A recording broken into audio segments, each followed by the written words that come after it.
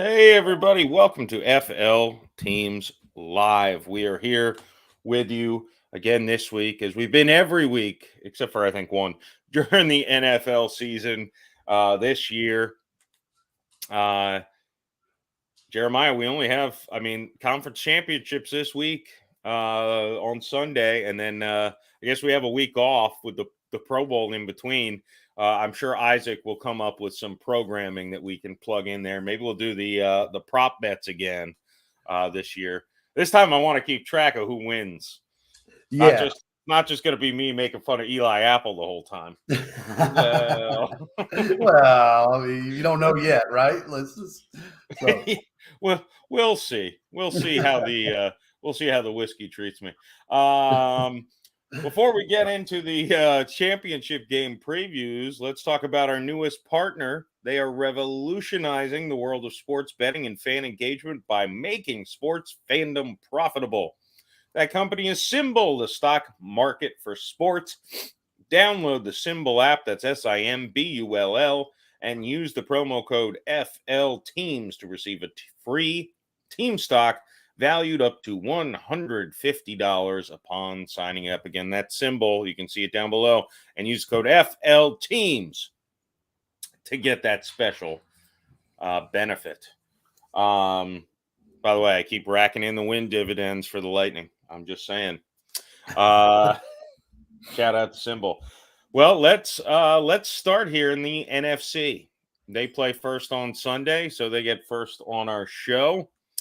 The Eagles very convincingly defeated the New York Giants. The 49ers had, it was a 7-point game against the Cowboys. It was certainly seemingly an evenly matched game. Dak, I think it was last week that I talked about Dak throws 2 picks in every game.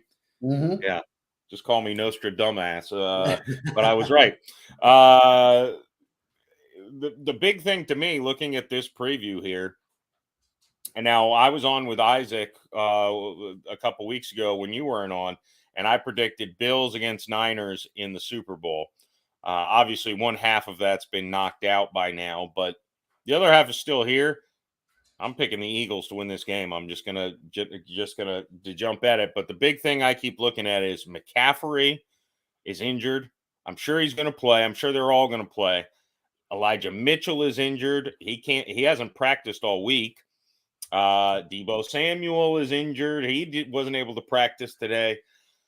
The Eagles, on the other hand, they were ravaged with injuries a little bit at the end of the season. Everyone's back, or, seemingly. Chauncey Gardner-Johnson's back. Jalen Hurts, obviously, is the big one back. Lane Johnson is back. It's kind of the tale of one team getting healthy at the right time and the other team just dropping like flies, it seems. And again, I'm sure all the players will play for the 49ers, but at what level is my question. And yeah, I've got more to say, but go ahead, Jeremiah. What do you think? You have to wonder. It's Philly's getting healthy at the right time, like you said, and Philly kind of built this team to be able to do that, right? I mean, they added pieces throughout the season. You mentioned Chauncey Gardner. You talk about the Ndamukong Suhs. You talk about the guys that just got plugged in as they kept going through. This is what they're built for, and more than anything in all of this is. I looked at all the games last week and one thread ran true the whole time. The team who ran the ball the most successfully won the game. And Philly runs the ball as well as anybody. I mean, they're just running it from every angle. They've got every level of playmaker that you could have. This Eagles team just looks really tough right now, man. San Francisco, but I've been the same guy that I haven't believed in the 49ers all year. So I'm probably a pretty bad prognosticator for the Niners because I've just not bought into it all year long. And they just keep winning and the system just keeps working. But I think that eventually is going to catch up with them. And like you said, I think the injury bug is where it's going to really hit is, where are you playing at the most important time? And with McCaffrey dinged up, Mitchell's been injured throughout the year. Same thing. Deebo a little banged up. The defense is good for San Francisco. But, I mean, look, I think last week when we were talking about this, I really thought the Giants would give the Eagles a tougher game, just because it was, again, division division rival 3 times in a season, and Philly just manhandled them. And and this Philly crowd is tough, and they're going to be lit. They're going to be ready to rock. I think it's going to be a really, really tough situation for San Francisco to come into to pull off a victory there. Yeah, well, and the biggest strength, I think, as good as the Eagles are on so many levels, and I've been doubting the Eagles since day one. I picked them to win the NFC East in our preseason, So don't get me wrong, like I'm, a violent hater of the Eagles, just of the city of Philadelphia and all the people in it. But the Eagles, look, their pass rush is out of this world. I mean, 75 sacks. Brock Purdy is executing Shanahan's offense as perfectly as it can be done, but he's not perfect. He has some throws that are a little off. I feel like he's yet to face a pass rush like he's going to face, because there isn't a pass rush like Philadelphia's in the game. I think that's going to get him off his mark a little bit. One thing I like in this game, although look, you mentioned you've never bought into San Francisco. I don't think I did until the start of the playoffs. I think that's when I looked at the other NFC teams and said, I think the Niners are better than them. This is the first time, and part of it is because of the injury factor, that I am switching over and saying that I do think the Eagles are going to win this game and go to the Super Bowl. Odds makers right now, the line is Philly by 2.5, which is, I mean, basically a coin toss, especially since they're, got home field advantage. San Francisco has won 12 games in a row, which is crazy to think about. Again, I'm taking Philly in the game. Obviously, I'd take the 2.5 points because they're going to win. They're probably going to win by 3 or more. One thing, if I were a gambling man, I would be heavy on the under in this game. The over-under set at 46. I don't know if I see either team cracking 20. I think the defenses are going to rule the day. And I do think it's going to come down to, again, man, Philadelphia last week. I mean, the Giants defense, they certainly aren't the 49ers, but 268 rushing yards, right? Getting 112 from Kenneth Gainwell, getting 90 from Miles Sanders, another 32 from Boston Scott, and 34 from Jalen Hurts. I mean, and not just talking about on the ground. Now what that means is you've got to respect that, and you've almost got to put your corners on islands, right? You've got to spy Hurts, and now you've got to go one-on-one with A.J. Brown and with Devonta Smith. And, I mean, that's just a tough matchup all the way around. I think there's more pieces in place for Philadelphia. I think their defense is just on so many levels backed up through this thing. I don't think it's going to be a high scoring game, but I think Philly wins pretty easily, though. I mean, and again, San Francisco keeps pointing me wrong time and time again, but Yeah, I can't see a scenario where San Francisco lights up the scoreboard. Although I'll say that I can't see a scenario where I see Philadelphia lighting up the scoreboard either. The San Francisco's defense, that's one thing I haven't doubted all year, is their defense is very good. And I think they're a defense that could shut down Philly's run game. But again, you got playmakers on the outside. It only takes one little misstep, and you're watching them go for 6. The game sways if a team scores a defensive touchdown. I'll say that. The defense or special teams touchdown, if one of these teams scores one, I bet they win the game. And Brock Purdy's been doing a hell of a job of not making that mistake yet. But I say yet just because you just kind of feel like there's one in there somewhere.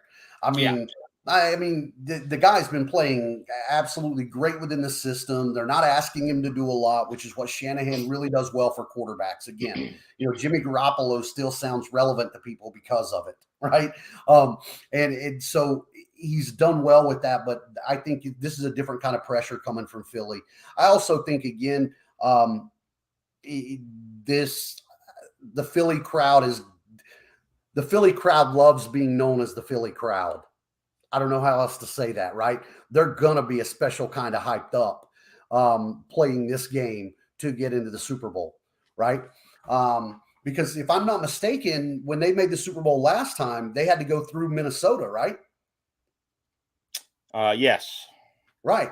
So in the NFC Championship, well, yeah, I can't remember if that game was in Philly or I think it was actually in Philly. Okay. All right.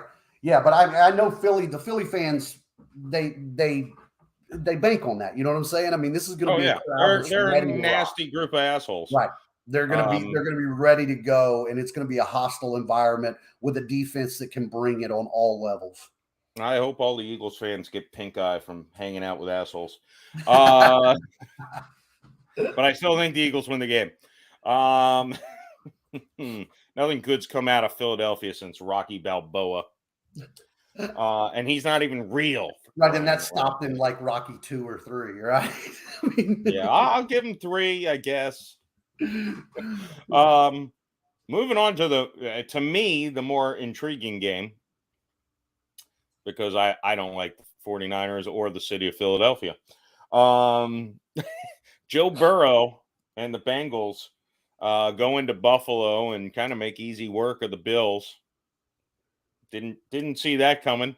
I can't say I'm stunned. I think you said it last week. I've been higher on the Bengals all year than everyone else. Yeah. So I can't shy away now. I'm picking the Bengals to win this game. Even though last week I did have the Chiefs number 1 in my power rankings. So look, I learn, I adapt based on what I see. The Bengals, the big day. I'll be frank here. We can jump into the Kansas City Jacksonville game since obviously there's Florida ties. Patrick Mahomes, bad looking ankle injury. I don't even know that he should have been back out there in that game. I thought it gave the Jags the window they might be able to take advantage of it and get through. They weren't able to, and I give the Chiefs boatloads of credit. Chad Henne, 12 plays, 98 yards. Chad Henne. Yeah, look, I thought they might as well should have stuck with him at that point. Like you could do worse as a backup quarterback. But look, the rest of the team, and look, Mahomes also had a nice drive, thrown a touchdown pass to Marquez Valdez-Scantling. But I don't know how mobile he's going to be, how much how much weight he's going to be able to put on it. He's not a running quarterback, but he's a very mobile quarterback. Yeah. And without that mobility, and you've got guys like Trey Hendrickson breathing down your neck, the Bengals are playing good defense. I mean, you saw what they did to Buffalo. I mean, Buffalo is not – I would say Buffalo is slightly ahead of Kansas City as far as offenses go. And, look, Joe Burrow and the boys just – they make it happen in the playoffs. I don't like to buy into things like that necessarily, but there's something just too cool about Joe Burrow. Odds, by the way, Kansas City 1-point favorite. So basically a pick'em game. Yeah, no, this team has swagger, and there are certain guys that are big time playmakers in big time games. And I feel like it's not just Joe Burrow, it's Joe Mixon. Joe Mixon, he really, he was a huge part of that game. With them taking care of Buffalo the way that they did, and coming in and being able to run the ball. They did a good job of protecting Burrow. Yeah. Right. I mean, the Bills D, not nothing to shake your head at. I mean, they got after some people up front. They caused some pressure, but they hold themselves down to only getting like 1 sack. So, that's I think an interesting thing to me is this, Jeff. I'm looking at, yes, it's going to be a great matchup between Kansas City and Cincinnati. After last weekend's games, I literally had that moment of just stop and reflect of what about the other two teams, right? What about the Jacksonville? What about Buffalo? Because, I mean, look, I've had my pity parties as far as a Dolphin fan. I have. But, like, has Buffalo's window come and gone? I mean, is it closing? You see the Stephon Diggs, kind of storming off the field. They haven't been able to get a running game going. They can't get past Mahomes, and now it's Burrow. And, like, is it shutting? I mean, the other teams, I mean, Miami took them tight, in all 3 games this year. This hurts me, but I've got a magic trick for you. Buffalo Bills. Now look closely, because the Buffalo Bills are about 1 season away from becoming the 2017 to 2020 New Orleans Saints. Led the NFL in wins, didn't make it to a Super Bowl. Right. I mean, it stings me to talk about that window of 4 seasons where Saints led the NFL in regular season wins. Look, 1 year they got screwed by the refs. Yeah. No ifs, ands, or buts about it. Didn't get to the Super Bowl because of the officiating, but they didn't, when history looks back, the overall result, they didn't even get 1 conference championship victory. And the Bills are 1 season away from matching that kind of futility, so to speak. They are the new, I said this about the Lightning. The year they got swept after they had the best record in the NHL, set the record for the best ever record. And I said, remember the Washington Capitals? Their reputation was they can't win. The Lightning are the new Capitals. Well, the Lightning won the next 2 Stanley Cups. So I'm now saying the Bills are now the Saints. Difference is Josh Allen's much younger than Drew Brees was. Drew Brees was obviously at the tail end of his career, but you can't just assume that next year. I think I said this last year about the Bengals, and obviously things worked out for them, but you can never assume that things are just going to be the same next year. Right. Like, I love Jacksonville and their young players, and I think they have a bright future. You cannot just assume that everything's going to click and they're going to easily win the South and be back in the playoffs next year. Every year is its own thing, so don't take it for granted when you're in the playoffs that we'll be back next year just because we're young and we seem like we're good and we've got our – you never know. Buffalo could have injury problems. You never know what the hell is going to happen to Buffalo, not only in the offseason, but during the season. So, Marino Buffalo is dangerously close. Right. And look, they're in a run like when they lost 4 straight Super Bowls, but they can't even get to the Super Bowl this time. That's, because here's what you got to look at is, quite honestly, it's like you can look at these other teams and say, what can you do to fix things, right? What can you do? For instance, I mean, Jacksonville could add another playmaker at receiver, right? They can get a little better by doing that. They could get some help on the pass rush.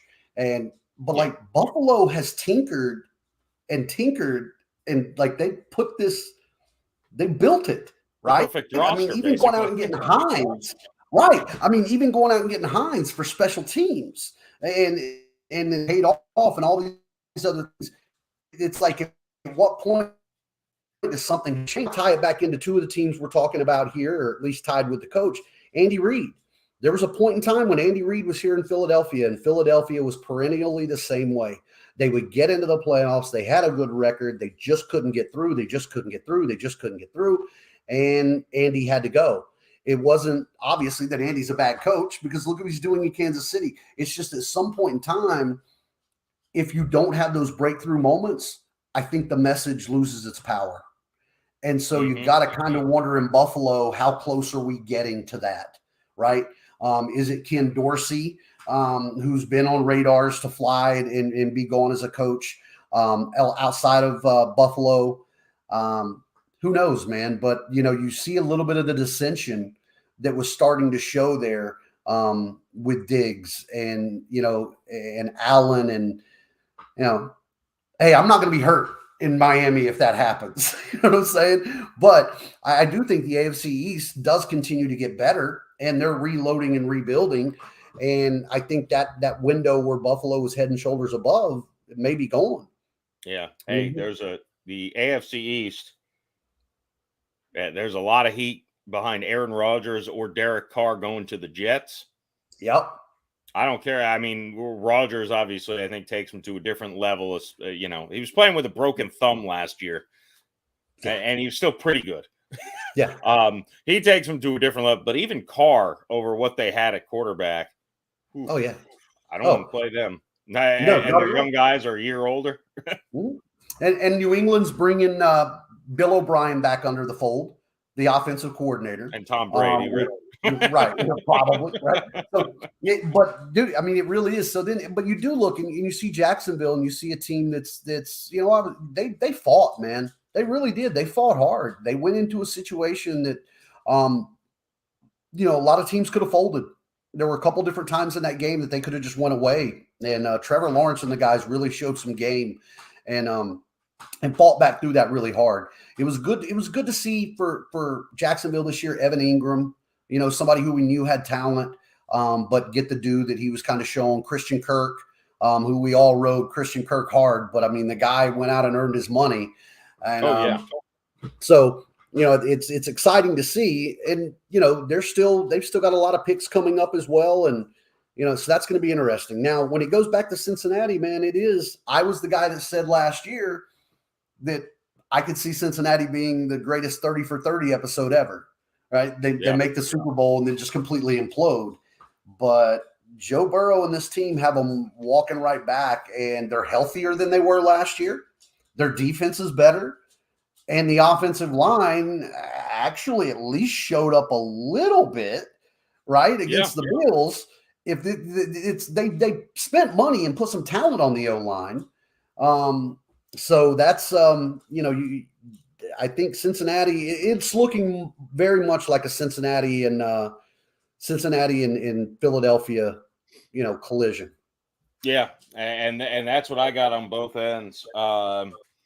And look, my biggest critique of Cincinnati during the regular season was I didn't think they gave Joe Mixon the ball enough. I didn't think they committed to the run. They did last week, which was nice to see. Obviously, the weather helped. It's going to be cold in Kansas City. I don't know if it's going to be snowing or not, but it's going to be cold in Kansas City. You got backs, man. Just give them the ball and run. But also, obviously, you got Joe Cool playing quarterback. Yeah. And this kid's legacy is going to be out of control if he gets back to the Super Bowl again. Wow. And well deserved. I mean, he's again, I don't everyone loves Joe Burrow, don't they? I mean, how can you not? It's hard not to. It's hard not to. I mean, just the story of everything that it was. I mean, having to transfer in college and ending up in, that last year just coming onto the scene. Because when something like that happens, that means somebody's been working really hard behind the scenes, man, right? You don't just come into that senior year, moving away from one program and just take over college football the way that he did, without putting in that time and that effort and that drive to win. And he seems to be a hell of a leader. I mean, the team responds to him as he goes, so do they. Joe Mixon, again, like Mixon's always been the kind of guy to me, give him 20 carries a game. Right. I mean, he's, if he's holding on to the ball, they've really got some nice pieces. And Hayden Hurst has been a little bit under the radar, but when you look out deep, I mean, they're talented across the board. And then defensively, I think this is again a team that's been there as well. Not saying Kansas City hasn't, because they have, of course, but I think again you go back to a little bit of lingering injury. What do you got with Mahomes? Yeah. Boy, think about how different this could have been, though, man. I mean, that whole DeMar, and we get it. But if Cincinnati wins that game that got postponed in Buffalo, right? This game could be in Cincinnati this week, couldn't it? God, I don't even remember the Cincinnati record. had a chance to hold home field. They did, yeah. Yeah. Well, and look, Cincinnati, here's another thing, and this is going to be interesting if San Francisco beats Philly. Because Cincinnati's on a 10-game winning streak, too. I mean, they didn't start out great. No, obviously, the 49ers didn't either. They didn't start out great. They looked, halfway through. I think it was a Monday night game. They lost to the Browns and Jacoby Brissett pretty convincingly. Yeah.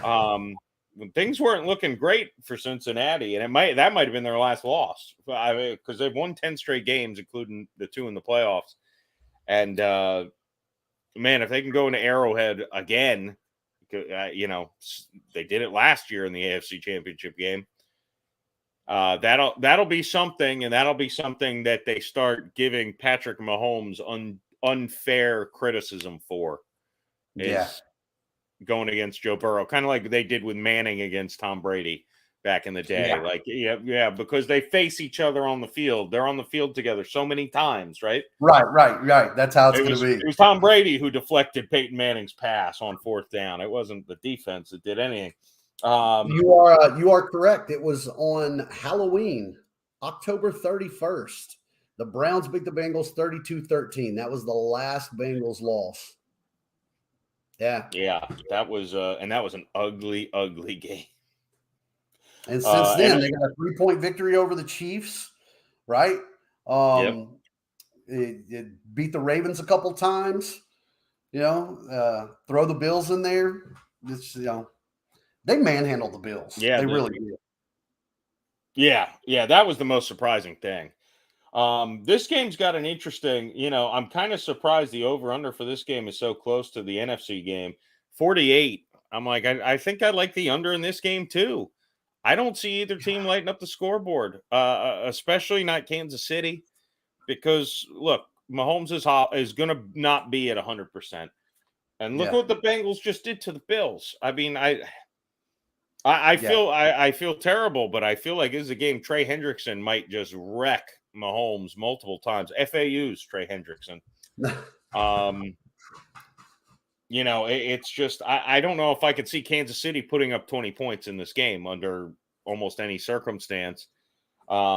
Cincinnati, now I could see them exploding, but Kansas City's got a pretty good defense too. That is the thing with all of these teams. They've all got good defenses. Like they're well-rounded, man. I mean, it's not, if you shake it all out, the old panning for gold, right? There's no secret to the fact that these 4 are the 4 standing. They're the most complete teams, right? Special teams, defense, offense, lines, pass rush. I mean, they're complete. They're not, they're a little stronger in every unit, but everywhere they're polished. I would agree with you. And the Bills were the only other one that I'd say is one that could win on either side of the ball. Obviously, not last week. These are, and look, I do love that the odds makers, Philly 2.5 points, Kansas City 1 point. I mean, these are going to be good games, presumably. I do think, probably to the chagrin of the casual NFL fan, I do think they're both going to be low scoring games. I wouldn't mind if I was wrong. I wouldn't mind a little bit of fireworks going on in these games, just from a look. I don't care who wins these games. I'm picking Philadelphia and Cincy, but I don't want to see the people of Philadelphia happy under any circumstance. So I'd love to see them lose. I mean, I guess I'm pulling for Cincy. I can't help it. Joe Burrow is although I respect the hell out of Patrick Mahomes too. So there's one thing with Patrick Mahomes, all-time great quarterback. I was talking to one of my football players who I'm trying out a quarterback, and I said, "Do you watch Mahomes?" "Oh yeah, I like the Chiefs." I'm like, "Don't you ever do anything that Patrick Mahomes does?" Right? Ever, no, you'll be off the field. Nothing he does. No. If you can throw the ball as far as he can, then I don't care. But you can't, so don't. It would be fun to see Philly play against Andy Reid in the Super Bowl. That would be in that nostalgic Philly way. But I don't know. Cincinnati just looks like a buzzsaw, and again, certain teams play at the right time, the right way, and Cincinnati's been doing that for a little while. And they caught streak last year and did it, and really gave the Rams a lot closer of a game than I thought they would, quite honestly. So I think Cincinnati, I think gets through this one. Mainly, again, hopefully they're going to lean on Mixon the same way that they did before, and they just got a few more playmakers, man. It's more going to come down to the defense and the fact that the offensive line looks like they're actually holding together. That's where I think this all comes down. Well, it should be good football on Sunday. 3 o'clock, the NFC game. 6:30, the AFC game. And we'll be back next Wednesday on FL Teams to probably break it down. We'll see if maybe we want to do some prop bets next week. We'll see if Isaac has anything up his sleeve or any plans for us. But we'll do something fun next week while we're enjoying the week between. We're not going to do a Pro Bowl preview because I don't even. It's flag football. Well, it's a skills competition, though, right? Isn't it this year's like a skills competition? They're finally doing a flag football game, which is something I've been saying they should have done for years. Just make it where you can't play your position. So I want to see offensive linemen and defensive linemen playing quarterback and receiver and stuff. But showing my age in this, I remember back in the day they used to have the quarterback challenge. Right. Mm-hmm. And it was the old school quarterback challenge. They just had, who could throw the ball the furthest. They had, the accuracy. They had the agility. They had all of those things. Yeah. So I'm hoping I'd like to see some skills contests that way. A little bit broken down the way that the NHL does, the way the NBA started to do a little more of. And, that'd be a hell of a lot more interesting than seeing guys go out there and, not play football. Those old QB competitions, you can find them, I think, on YouTube. Marino was the man. Well, they would get like 20 quarterback, like they would get half the league or more down there. Like it was like a legit thing. Yeah. It's like Marino, Steve Young, Brett Favre. I'm like, geez, they got everybody. This wasn't just, and I still remember my boy Aaron Brooks winning the longest throw competition in his first year. Look, Marino would let them all hang around until you got to the accuracy at the end with like the rolling targets on the with a paint on the ball. 50 yards, he's just popping them. He wasn't going to win the agility. No. He maybe has to skip that portion. Yeah, so we got to check that out though, man, because maybe there are some good skills competitions things or something like that we can look at. That'd be fun. Yeah, we'll have something fun for you next week. Tying it back to FL Teams, the main thing here is no matter who wins in the AFC, whether it be Marquez Valdez-Scantling or Mitchell Wilcox, there will be a bull in the Super Bowl again this year. And speaking of FL Teams, make sure you subscribe to the YouTube channel. You follow on Facebook, Twitter, Instagram, TikTok. Maybe we'll do some TikTok live at some point during the conference championship games. Yeah, we should definitely do that. Absolutely. Yeah, I'm down for that. I've got access to the FL Teams TikTok account now. Ooh. Yeah, no, we definitely got to jump in. So we'll promote that out and get that going this weekend too. I got an excited fan over there. All right, folks, enjoy football. Again, make sure you're subscribed and following FL Teams everywhere you can. And we'll see you next week.